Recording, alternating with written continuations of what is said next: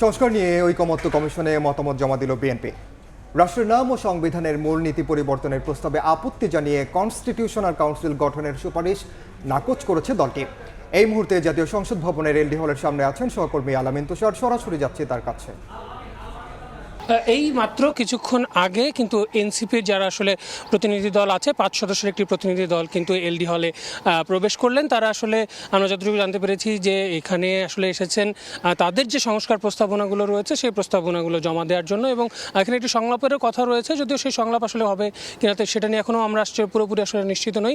যেমনটা আসলে বিএনপির ক্ষেত্রে হয়েছে কিছুক্ষণ আগেই, এর আগে অর্থাৎ মোটামুটি 1টার দিকে কিন্তু সালাউদ্দিন আহমেদের নেতৃত্বে বিএনপির যিনি স্থায়ী কমিটির সদস্য রয়েছেন তিনি তার নেতৃত্বে 3 সদস্যের একটি দল আসে এবং তারা কিন্তু তাদের প্রস্তাবনা এখানে জমা দেন।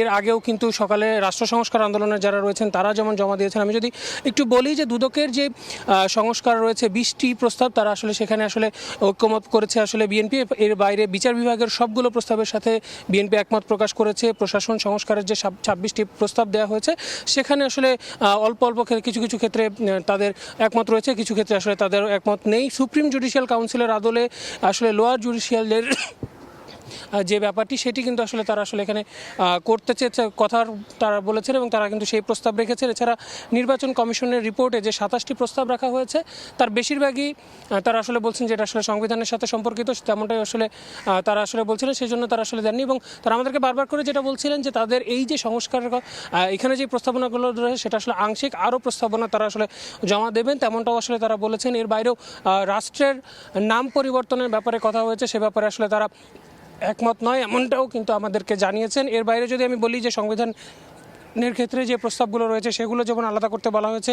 এর বাইরেও কিন্তু আলাদা করে আসলে বিএনপির কথা যদি বলি তারা কিন্তু বলেছেন যে জাতীয় সংসদ নির্বাচনের আগে কোনো ধরনের গণভোট বা এমন কিছুর পক্ষে কিন্তু আসলে তারা নন। এবং এনসিপির পক্ষ থেকে যেহেতু আসলে প্রতিনিধি দল কিছুক্ষণ আগে ভেতরে প্রবেশ করলেন, আমার যেটা ধারণা যে তারা আসলে তাদের জায়গা থেকে প্রকাশ করবেন, তাদের জায়গাগুলো দিবেন এবং কিছুক্ষণ পরে তারাও ব্রিফিং করবেন এবং তারপরেই আসলে পরবর্তীতে কি হচ্ছে সেটা কিন্তু দর্শক আপনাদেরকে আমরা জানিয়ে দেওয়ার চেষ্টা করব এবং সেই ব্রিফিংয়ের পরে সেটা তো এই ছিল এখান থেকে, অর্থাৎ আমার কাছে সবশেষ তথ্য। সরাসরি যুক্ত ছিলাম জাতীয় সংসদ ভবনের এলডি হলের সামনে থেকে।